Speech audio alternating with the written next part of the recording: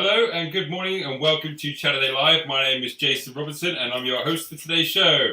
Today we're going to be joined by Jack and Tim from Britain's Got Talent 2018. A fantastic guest we've got today. They've taken time out of their busy day in the recording studio to talk to us about their music, life on Britain's Got Talent, life before and life after. So we're going to be looking forward to that.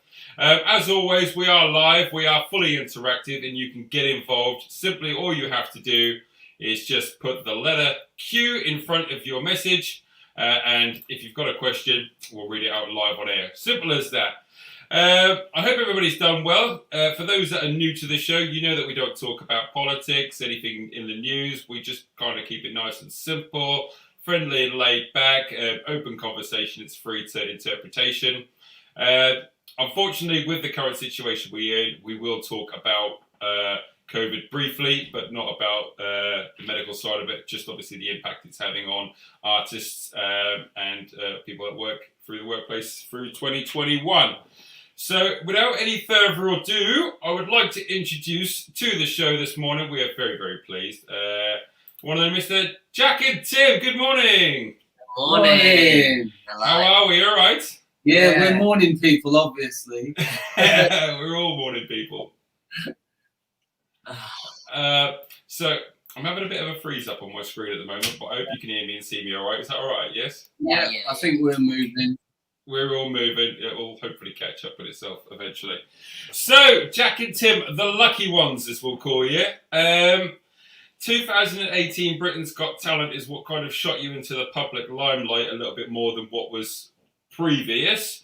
But what we're going to talk about Britain's Got Talent, but we're going to talk about how you got there as well. Probably the untold story of Jack and Tim, the behind the scenes, and the 2021 and the future that looks ahead. Are we okay with that? Yeah. Sounds good. Lovely. So 2018, Britain's Got Talent hit the screen, and I'm not sure. Britain's Got Talent's now been going for a good 10, 15 years, probably longer than my lifetime now, it seems. Yeah. You've had, obviously, successful artists come off and not so successful artists come off Britain's Got Talent. The idea is that it is just a glorified talent show, but on a global scale. We'll get into the whole ins and outs behind it, but Jack and Tim, before Britain's Got Talent, you each had careers in music, or you touched on careers in music. Tim, where did it all start from you, and how did you get into music? Get into music. Well, I got into music from the beginning because my dad was a drummer. So I remember very, very early in my life going to shows with him. Excuse me, going to shows with him and jumping up and playing the drums on the interludes, and you know, everybody going, ah. I just knew that's what I wanted to do, but I was extremely nothing like Jack. I was an extremely shy child. I think, you know, most people would be super surprised from school that I ended up becoming a performer. Yeah, from there it was rock bands and school bands, and you know, anything that I could do to. But my family still didn't know. They only really found out I could sing is when I entered a karaoke competition, and I got to the final, and they didn't. And when I told them, were like, you can't sing. I went, come down, come down. And so they came down, and I won that night. And then for me, that really was a case of. I remember my dad saying, "Look, you've just won yourself a couple of £100, £150, whatever it was. You could do that every weekend, or you can go to work for that 7 days." And I'm like, I want to be a singer.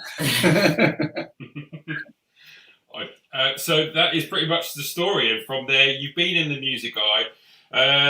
Again, for a lot of people that watch the show, they know that there's sometimes a bit of a connection that I have with my guests deliberately, because you know I try and focus on people that I think of personal interest to other people. But although I've not actually seen you face to face for a very long time, Tim, and it has been too long, it's we first met each other back in 2005 which seems like light years ago now. And we discussed this beforehand. We're not even sure Jack was even born at this time. I was born July 2005, so you know, I could have been. I couldn't have been. Yeah, he may have just been. So the story is that for those that watch the show, they know that in my past life I was an entertainer, professional entertainer on the holiday park scene, entertaining the masses. And if you've ever been to a holiday park in the UK, that you know that they have touring cabarets, shows come aboard and, you know, entertain you on a Friday and Saturday night. Well, at this holiday park I was working at, Mr. Tim Goodacre himself was there. He was one of the cabarets. Turned out. And I would say that you stood out more than any other cabaret because of your approach to singing. My clown suits. I think it was a case of, you know, that your dress sense, at the same time your song choices as well, that you wouldn't picture, you know, if we're talking 2005, I say 15, 5, we're going back. You know, the song choices weren't your typical cabaret, you know, you weren't singing Celebration by Cliff Richard and stuff that you'd expect on holiday parks. You were singing, you know, songs that meant something to you. And as we'll find out as we go through the show, you do what you do for you and for nobody else. You know, if it's a case of, if you like what I do, then I will perform. Or if you like the way I, you know, come across, you know, you get what I feel. We'll come across to that, obviously, when we talk about Jack and your career in the future. Yeah. So there you are on the holiday park. Go on. So I think if we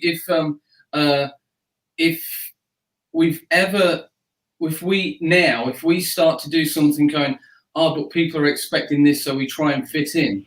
It never works, does it?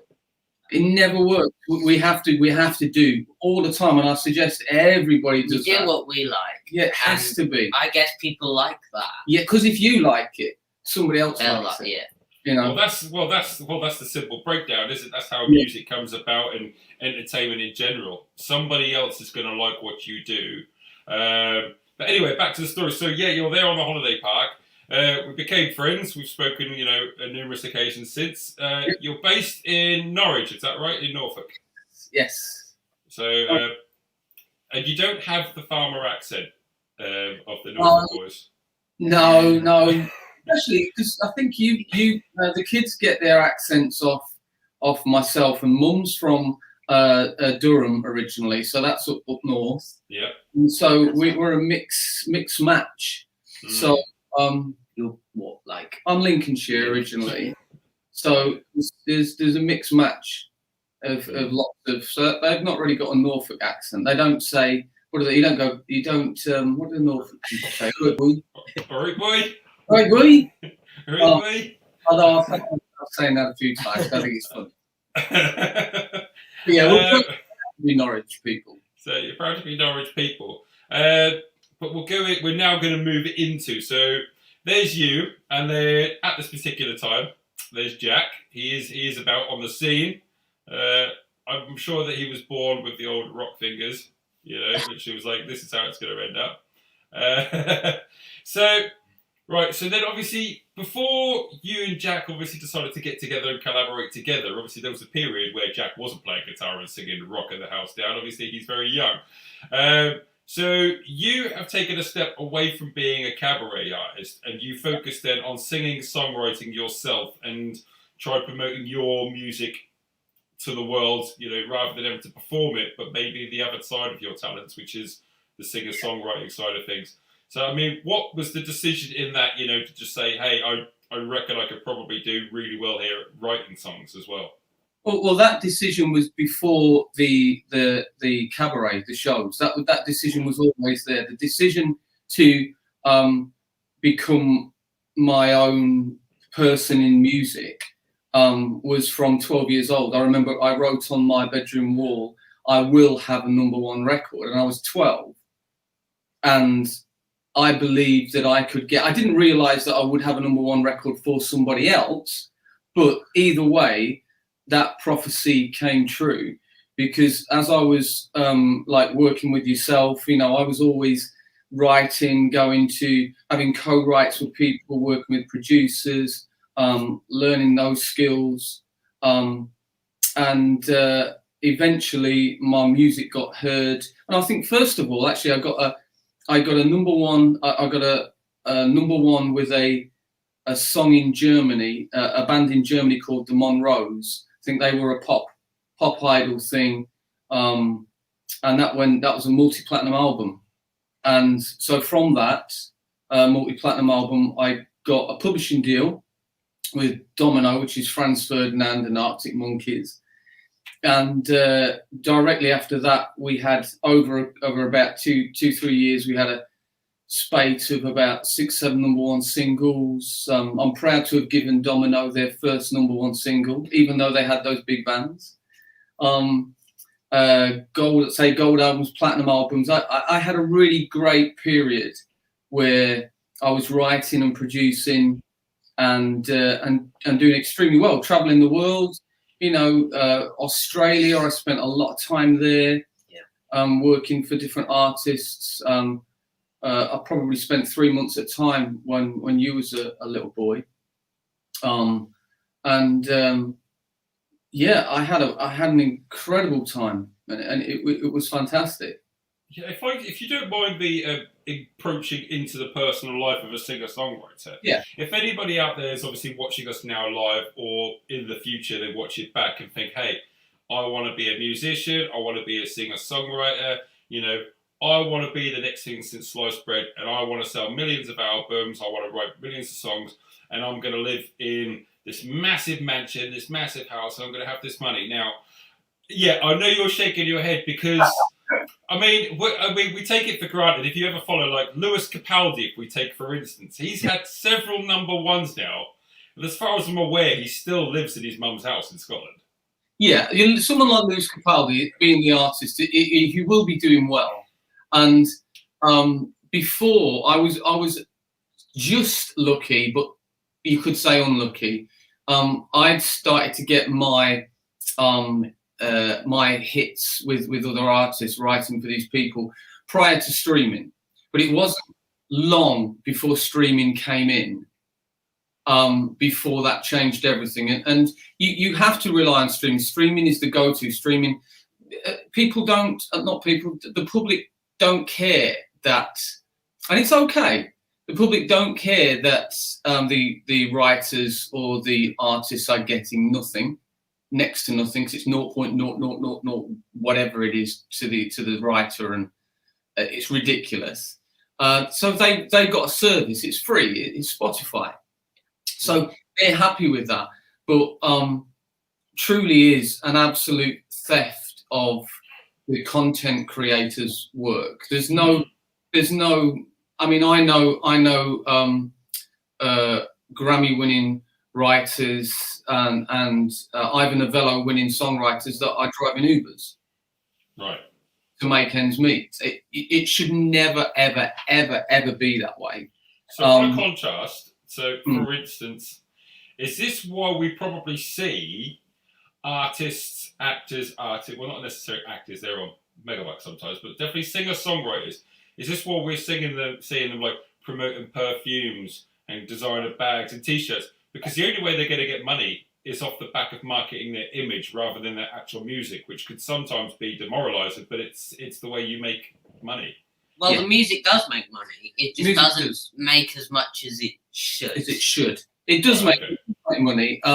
And you have to be creative. I mean, if you do support independent artists, and you can buy the merchandise, and you can afford to buy the signed CDs or things like that. I mean, I can't tell you how important if it wasn't for our fan base, we would not be making music. This would not be happening for us, because you can't afford it. It makes it, although we do the writing, the producing, the mixing, the mastering ourselves, it still costs money to do that. Sometimes you have live drummers involved, and without the support of your fan base, there is no music. There's no. All we could ever do now is just sit at home and write. But all the equipment we wouldn't be, recording it and No, release it. because it costs money. The equipment costs. Yeah.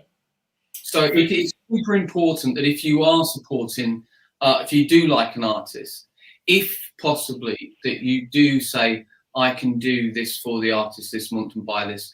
And we have some incredible, wonderful, wonderful supportive fans that are very happy to, buy our things and merch, which is great. All right, Jack, are you awake this morning? Yeah, you good with us? No, yeah, I'm fine. All right, no, you're all right. Well, I'm gonna share this interview with you. I'm gonna put it up on the screen. If you don't mind, we've just had a question come in. Do you mind reading it off for us and answering it for us? Oh yeah. Okay. Who is the artist who inspires you? I mean, there's several. Obviously, there's not just one, but the main one. I mean, excluding you, the main one has to be Prince. Okay. Prince. I mean, there's plenty more that I could say. John Mayer, James Bay, John Mayer. But it's mainly Prince, just because the overall musician that he was just perfection, wasn't it? Yeah, perfection. I think this is. We're going to get to that. Thank you very much for that question. But we will get forward to that. We need to carry on backwards before we lose track.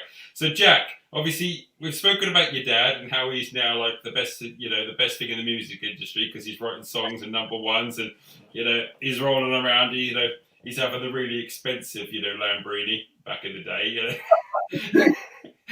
A cherry, mate. I had a cherry. Oh, he's off. Buying WKDs by the bucket load. He's off. That's it. So Jack, so this is no gimmick. This, you play the guitar and you sing. I mean, which came first? Was it the love for playing the guitar, or at the same time, or? I've always sang. Even as a toddler. I think one of the first ones that I remember.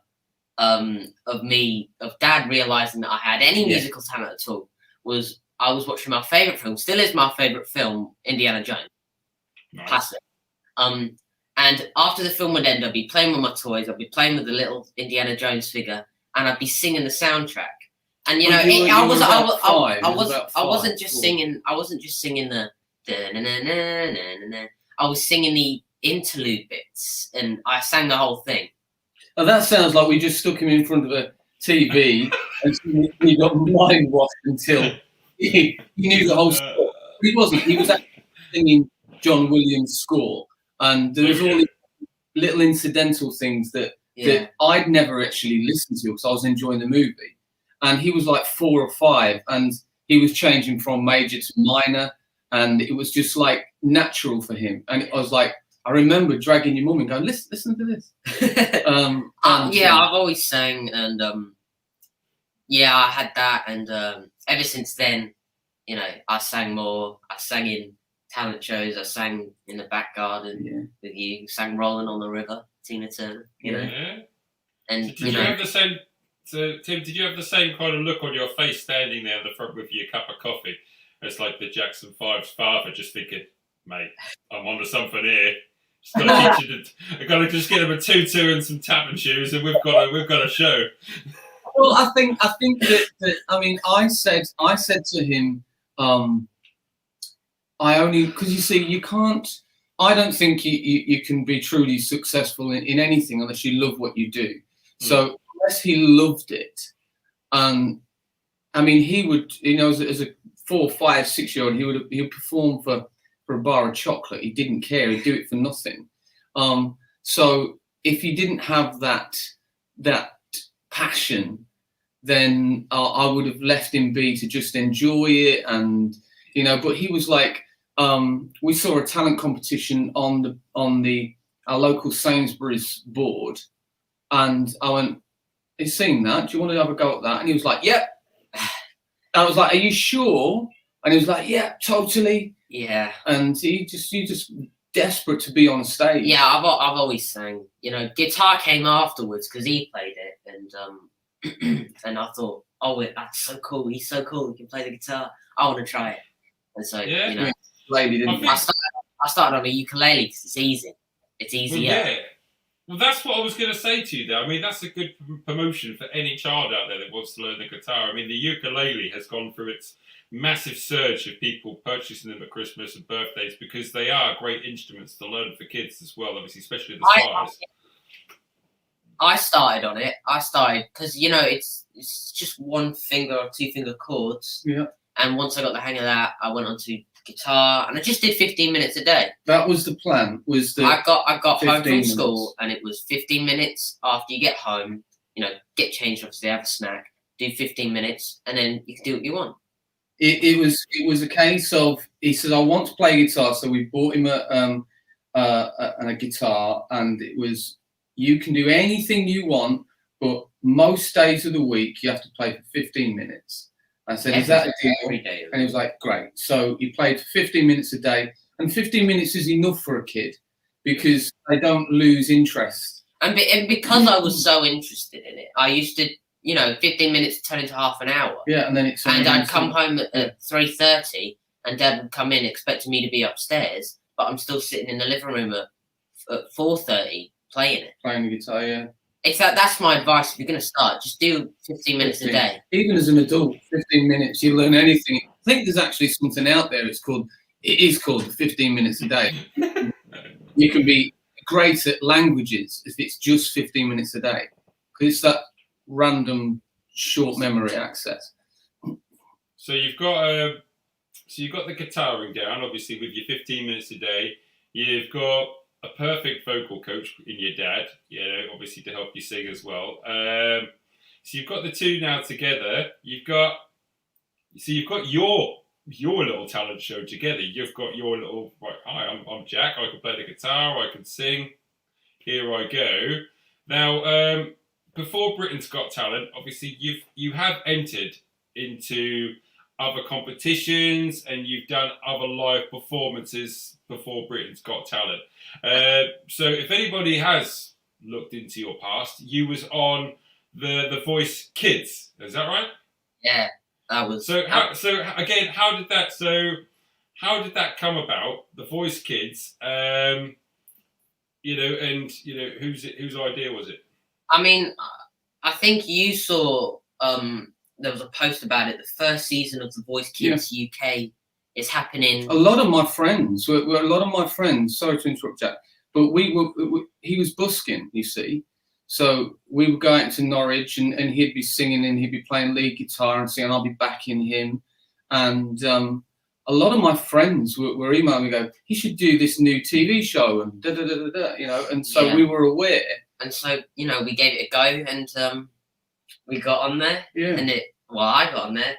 Sorry. It was brilliant. Yeah. Everyone there was so nice, and you know, it was a brilliant experience. Yeah, is the same sort of, obviously now you've done Britain's Got Talent and The Voice, which are probably the two major talent show competitions on TV, beside the X Factor, which obviously stands alone. Yeah. Are they quite similar in the audition process then? Is there a similarity to you? You know? I mean, it was, you know, sending a video clip of you doing your stuff, and then, you know, and you get face to face. If we like you, you know, come on down and you can do something. It was like that for both of them, and then, you know, if they think you're good enough to go on the show, you get like maybe 3-4 auditions. Maybe 3. They don't just go you. Yeah, they need state, because they which is lovely. ITV, they have like a mental health side to it, so they make sure that they feel that the person involved in the show can handle it. There's the crew at ITV on both shows were lovely, and they were so nice. All of them were so nice. Good. So you're on the show. I mean, when I've ever watched The Voice, you know, the adults or the kids version, it's, you know, there's people there, they're singing to backing tracks, they're singing away, you know. But I mean, you played the guitar on it as well. Yeah. Which I mean, is that something that they suggested, or is it something that you suggested, or? I mean, I went on there as a singer, and I think we told the audition people that I play guitar, but we didn't agree on playing it. No, you did do an audition part where you played Umbop by Hanson. Remember, because these several auditions, you did one where you were playing the guitar then, so they knew, didn't they? Yeah, they knew, but obviously the judge didn't. And after they all turned, they asked what I do, and I play guitar, and I got to play Danny's, which is awesome. Yeah. Yeah. And then I played it on the what I got through the battles, and then I played it on the semis. Oh yeah, you played on the semis. You played Just the Way You Are rock version. Yeah. That was a cool version, man. Yeah. It was awesome. I think actually I remember. I think I deliberately watched that one. That was a different version altogether, and wow. That was, you know what I mean? It was. I mean, it was just fun. I just enjoyed doing it. So right, so you've gone from the Voice Kids, and before, obviously, you come away from that. You've got experience now. You've done your shows. You know what I mean?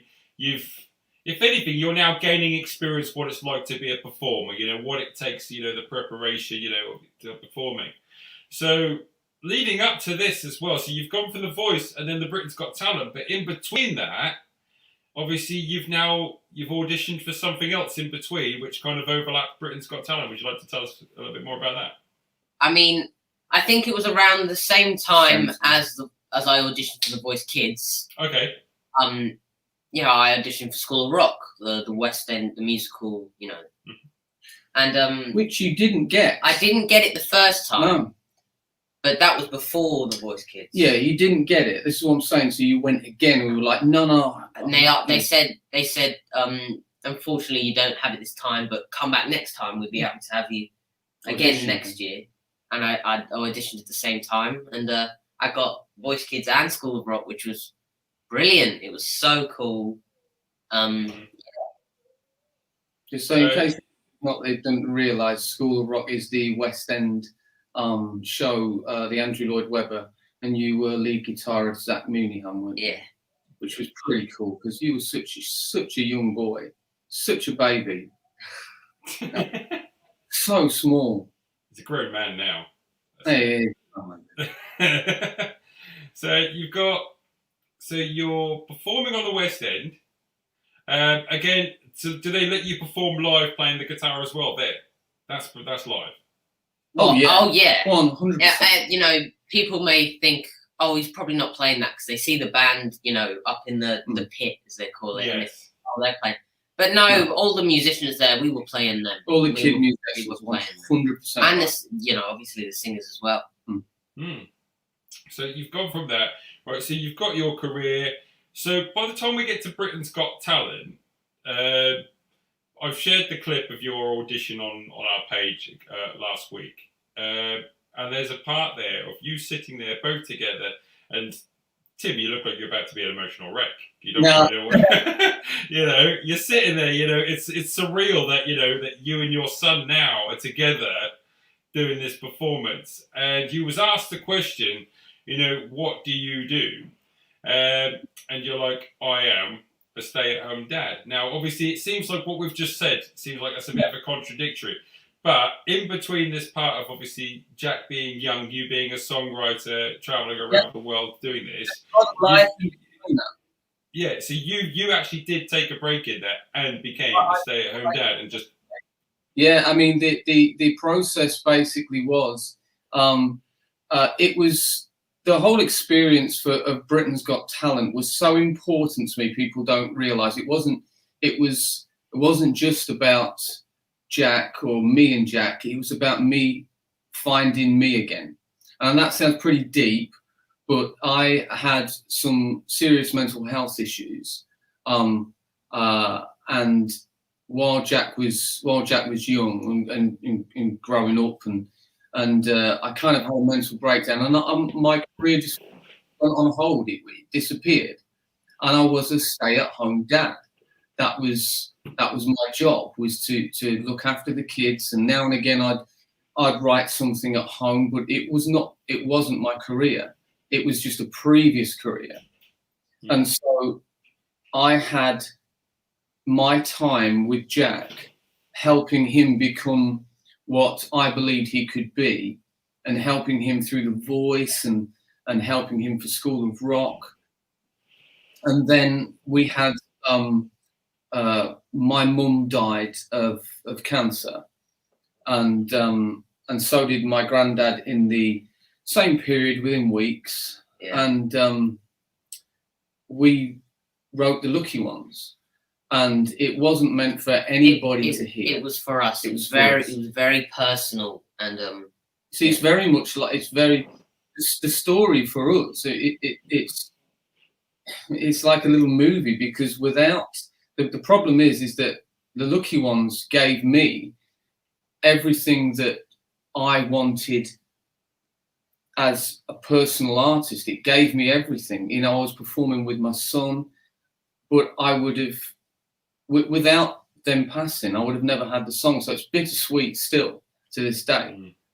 You know, so it was hard. So when we were asked by Simon, what's the song about? You can see in my face, I can't talk. I mean, I was an emotional wreck being there, because I never thought I would ever perform again. So my part as Jack and Tim on Britain's Got Talent was backing him, and I needed to. I had to sort of take over for it, interrupt him when he asked what the song was about. Yeah. So. Because Jack knew instinctively that I think if Simon would have pressed, I would have imploded. I was not in a good place. So well, we're all grateful that you didn't, because you went on then to give a performance that, which, you know, we're all well aware of Simon Cowell being probably the worst critic of anybody in the music career if it needs to happen, and for him to turn around and lean over and say, "Yeah." Do you know what I mean? I mean, you could have probably walked away from there, and never even gone back on the show, you know, for personal commitments and stuff like that, and turn around and say, "Hey, we did enough that somebody thought we were good enough for a golden buzzer." Does that make sense? Yeah. I mean, I was just happy to get through the song. That was all we wanted. I was so scared that he was going to stop it, or I would hear a big. Yeah, as tribute to my mum and granddad, we needed to get through that song, and you know, and so we genuinely, like me falling down and we Jack crying, we couldn't contain ourselves. We didn't, after we finished the song, I personally didn't care if we got through or not. Yeah. Because that was it. It was great, wasn't it? Yeah. That was your part. There's another question here. Tim, do you want to do this one for me? Sure. So we'll stick it up. I think that's meant to be What's the Song? Yeah. Leo Finn. Hopefully I'm pronouncing your name right. Thanks for the question. The songs you make are the ones, or which ones are the ones you like the most? You can go first on that. I've got. Okay. There's a couple, but I mean, I'll say two of them because they're the top one and two. I really like "Man in the Moon," and that's a brilliant song. I mean, if we say so ourselves. I'm sorry.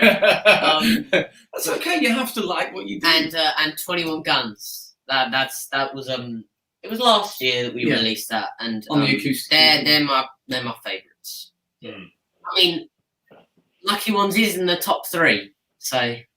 I think I've got three, but I think the Lucky Ones, it has to be, because there's nothing without the Lucky Ones. Yeah. And then it has to be Simple Days for me. Yeah. Simple Days. That was a nice one. Simple Days is important to me, and The Man in the Moon. Yeah. Yeah. The Man in the Moon it's a fantastic song. Actually, I was up last night. Up this morning at 3:30 this morning, preparing this show and trying to get all this sorted out and getting all the questions and all that sorted out. And I had my big headphones on, and I was listening to your album, and I was so calm because it's not your album itself. It's not a fresh kind of, you know, I'm gonna go and like drive my car at 100,000 miles an hour. Do you know what I mean? Like it's such amazing music, and it's composed fantastic. And that's credit to you both, because obviously, Jack, you're now about to head off into the world of education because you want to now get into recording in the technical side of music. Is that right?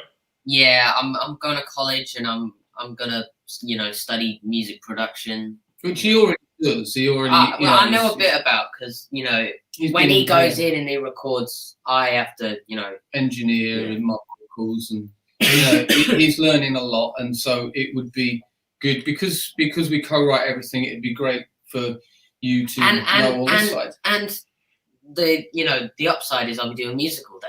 Yeah, I won't have to do maths or science anymore. Yeah. But count 4. If you can count 4, you're all right. Do music. With the, have you? I'm just in my head now. Have you ever, in your younger age, let him like have a go across the mixing desk and literally just go nuts with the sliders? Yeah. He's actually, like part of, like, I think it was last month, he produced his own version of Foy Vance's Coco. Yeah. Which has not been heard, but you know, that means he's tracking, he's laying down his own. I'm here, and if there's any questions, then I help him. Well, he would go inside and he'd leave because we got walkie-talkies, he'd leave a walkie-talkie if I've got a question. So what does this button do? Yeah, so he's doing the job, and that's the idea, really. I mean, because we were going back to Prince, but Prince was a one-stop shop, and that was my ideal. You know, I wanted to be the artist that wrote the song, sang the song, produced the song, played the instruments. That was Prince, and that's what we do now. Yeah. And that's Jack's goal. You know, not that we don't want to work with anybody else or won't. It's a case of how we're so lucky to be able to keep releasing during lockdown is because we don't rely on anyone.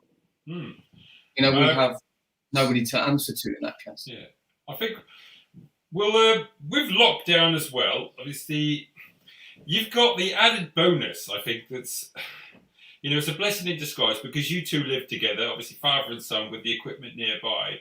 You've not, as we said, we've mentioned COVID. With COVID, it's not really hindered your songwriting because you have the facilities in front of you, which has meant that you've come up with some fantastic songs and obviously albums, and that, you know, that's just going to be released and stuff. But you've started a new little side venture called Jack versus Tim on YouTube. So. Right, so obviously this involves you on a games console going one-on-one against each other. I mean, whose idea was it? I mean, was this like a case of you once sitting down with a cup of tea playing each other and going, I could probably make a fool out of you, Dad? I used to be. I've watched these people, you know, on YouTube, you know, for a long time, and he's always thought, oh, we'll never do that with just music. And then he came upstairs one night and he said, did I? What if we do a Jack and Tim gaming? Yeah, that's the one there. Yeah. Yeah, and we decided to do it, and it's fun, and I'm winning. Yeah, you're winning at the moment. So you've done a second one this week. So at the moment, for those, go back and watch, but we'll let you in, obviously, because we're Chaturday Live and we don't care. It's currently standing at 2-0 to Jack. As of this week. But if you'll allow me the pleasure, I would like to put you on the spot, and we're going to do a Chaturday Live special Jack versus Tim. Let's do it. Are you good for it? Are you up for it? Okay. So the way this works, obviously we don't have games consoles, but it will be a challenge. It'll be a question challenge, like a mini quiz. You'll have, going to give you 5 questions. And all you have to do is you have to shout out your name, and then I will say either Jack or Tim, whichever one went first. Please then obviously answer the question.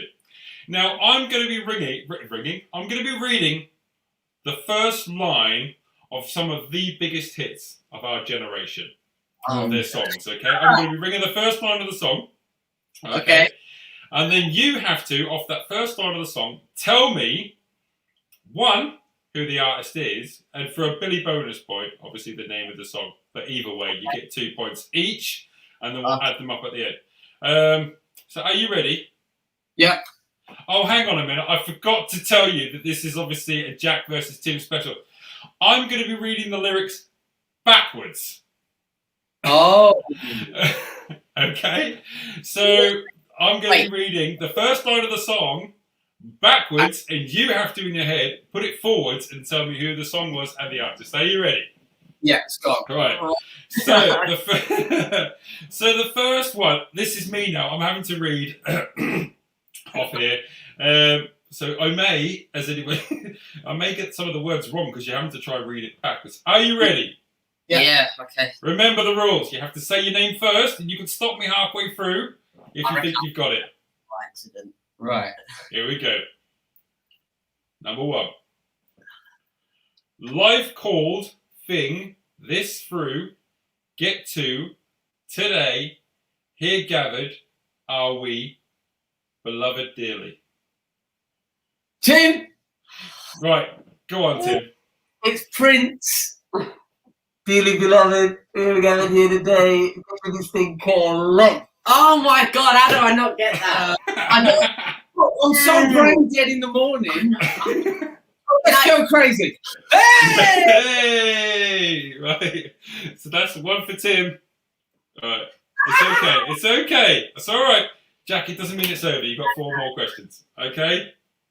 Right. He's sitting back now. He's won. He's like, I'm done, mate. I'm done. You can love Right. it. Yeah. Are you ready? Yeah. Listen in closely. Number 2. Disappear better. You face. You'll see. Wanna don't. Here around. Come ever. You don't. Him told they.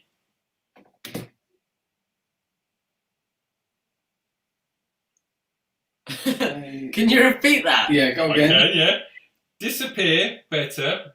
You face. You'll see. Wanna don't. Here around. Come ever. You don't. Him told they. I told you that ever come around here. No. Hang on. You dare. They told them not to come around.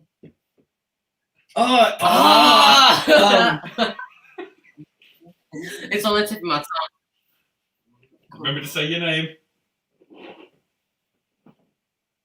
Oh man, come on, brain. 3, No. 2, 1. Right, the question is void. You couldn't get it.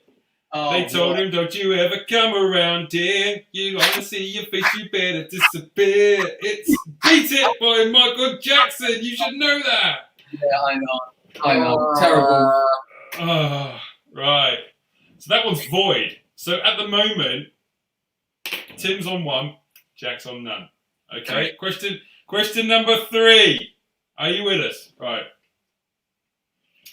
Right. Question number 3.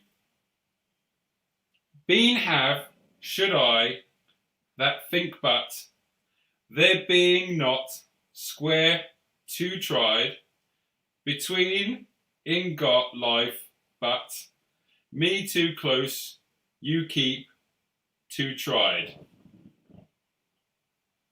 Oh, Jack! Go, It's, Jack. Is it Hold Back the River, James Bay? Yay! It was a try to cheat. I was seconds behind you. I was seconds behind Get you. it! Right. So we are now 1-1. Winning really matters to Jack. Right. Okay. Right. Number 4. We're tied at the moment. Number 4. Are you ready? Okay. Home like feels it and name my call. You hear I. Alone stand must everyone. Mystery a life. Oh, it's A is life.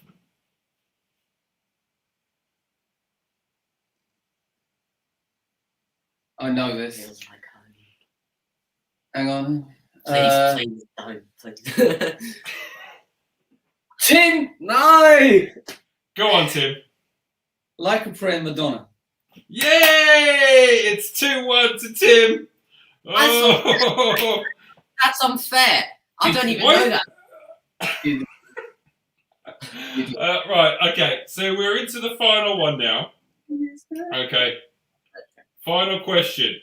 Are you ready? Yeah. All right. Question number 5. Jack, you need this one to either draw it up. Yeah. Or literally you're doing the dishes for a week if you get it wrong. Yeah. All right. So it's on you, mate. Are you ready? Here we go. Wrong something doing was I, like I, that in me, looked she. Song break heart. Tim! Tim. Jack and Tim, sad songs. It is Jack and Tim sad songs. Yay! That's 3-1. I was literally about to shout it. I know. But he needed that win. He needed that win. I needed that is of course the lyrics from your latest single called Sad Song, which is available. You can go on their website now and you can download from iTunes, Spotify. Is it iTunes or is it just Apple Music these days? everywhere. These are everywhere. Signed CDs on the website, you know. Yeah, you can check out obviously the live performance as well on their YouTube page. We've got a little clip of it now of their new song. If by magic and it works, we'll hopefully give it a go.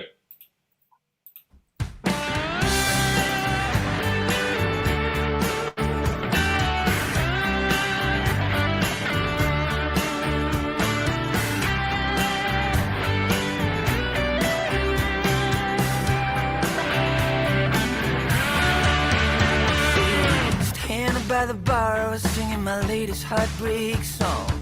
She looked me in the eye like I was doing something wrong. So I played a little heartache, and she stood there all alone, dancing no bicycle. There was wrestling on the TV, and the sound was still on high. I swore she drank another shot like the bar was running dry. A barman throws a look at me. Bring on the good times, let's make it love tonight. Don't play those sad songs, 'cause I don't want.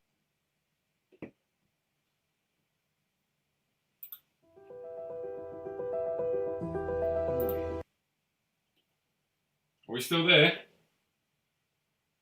Oh.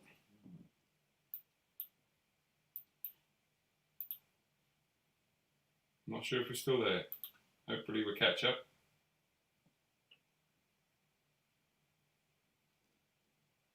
Oh.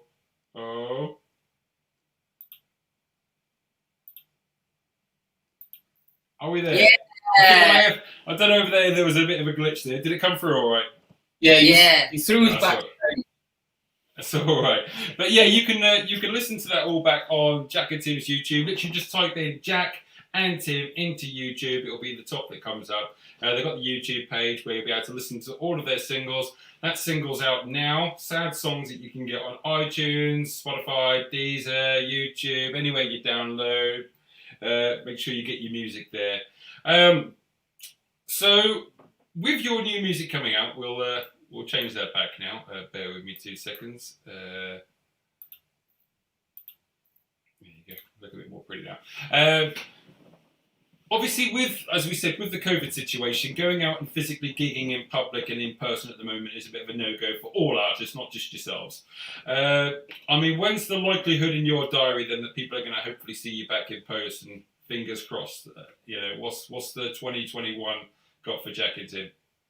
We would love to do some live shows. I mean, we've got live some. shows. We've got some in September. The first show is in September. Yeah, we've got some planned in September, but you never know. The first show's the British Country Music Festival in Blackpool in September.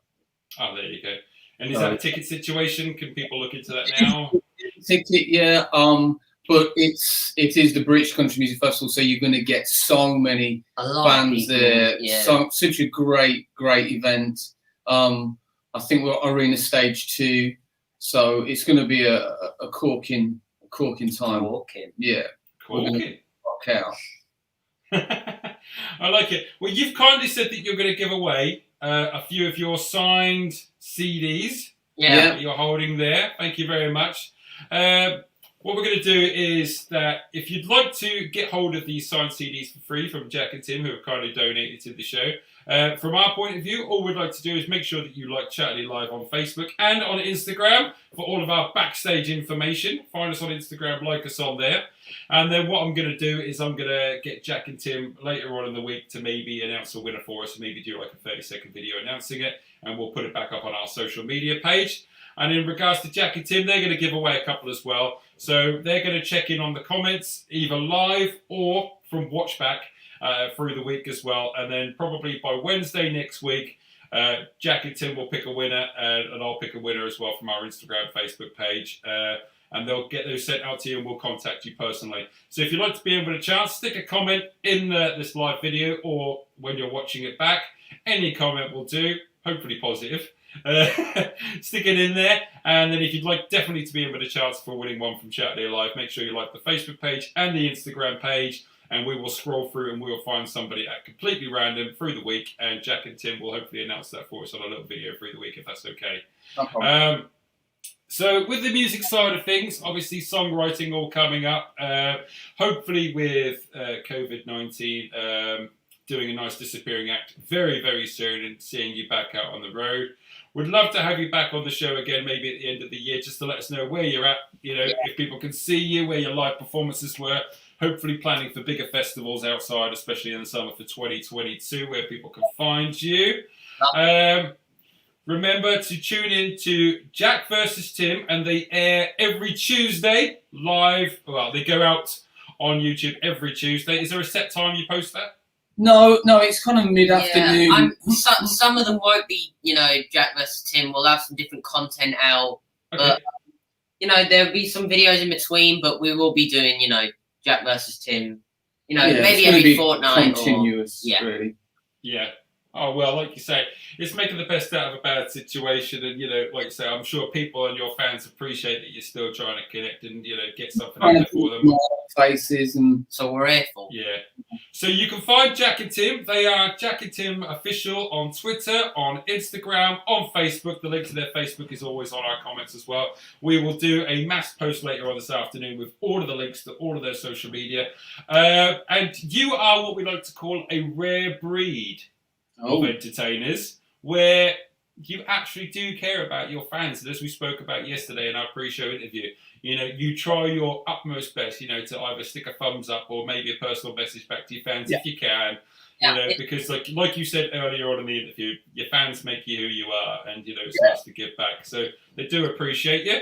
So again, follow them on Instagram, on Twitter, check out their Facebook page, and if you stick a nice comment on there and they see it, they will get back to you. And they also do respond to their messages on YouTube as well. So wherever you message them, they give you a thumbs up or a like or a comment back, if they can. Which, like you say, is much appreciated, I'm sure, by your fans. So thank you very much for being down to earth and real, guys. I think the last question is that it now for talent shows?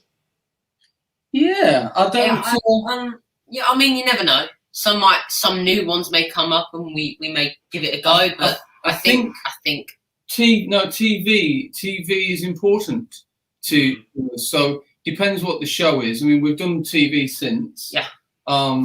But if it's a show that we're open. I don't think I think a lot of people think once they do something they're above anything. We're not above anything, No. If an opportunity comes in and it's a cool show and we think it would represent as well, we'll do it. It doesn't matter what it is. So you've heard it here first. 2023, Jack Goodacre on Dancing on Ice. Exactly. Just putting it out there. If anybody watches this video over the next year, Jack is well up for ice skating. Yeah, 2023, Jack and Tim on I'm a Celebrity, Get Me Out of Here. Oh, okay. It's but they may still be doing that from Wales, so you might have to pack like something other. Oh, wait till we back to Australia. And then...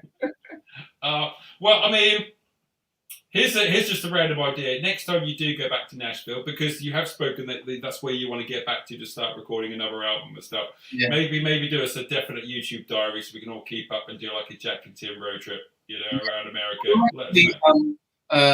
We actually might be making a little film about all that. So hopefully when we get out there, we're just waiting for COVID to be completely safe. Yes, of course. We can get out there and just really soak up the experience and make some great music and have a lot of fun on the way. And have some great food. Yeah. Some great food. Do you like the big burgers? Is that what you're into? Yeah. He's like, yeah. As we mentioned, Chaturday Live, we are in support of mental health awareness, and as Tim has kindly opened up to us today and explained that, some of the stuff that's got them where they are today has gone through their own personal battles, and there are a lot of you out there that have got your own personal battles going on as well. Don't be afraid to open up. Text your best mate, text your mum, your dad, text the guy that works down the local chippy, get in contact with us at the show. Don't be afraid to open up and talk to people. Again, if you have anything to say, feel free to message Jack and Tim. If they've got, if they see your comment, they'll definitely comment back or say hello or give you a thumbs up if they can. We are all here to support. If you do want extra help with mental health, get in contact directly with the show. We can point you in the right directions of the correct professionals. There's the Samaritans, obviously Mind Charity and all that. We have connections with that so we can get you in the right area. But never be alone, especially during this pandemic. We are always here. So once again, Jack and Tim, thank you ever so much for joining us on the show. Thank you. And we'll hope to see you again later on in the year. Ta-da for now. Thanks, mate. See ya. Bye. Take care. Bye. Ladies and gentlemen, thanks very much for watching. Next week we have the amazing Mr. Lee Christoph at 8:30 p.m. doing the mind reading live on the show with me. So that won't be another 10 o'clock show, but I may be on just to say hello next Saturday. But put a date in your diary, 8:30 p.m. UK time for anybody watching outside of the UK. Mr. Lee Christoph mind reading will be live on the show.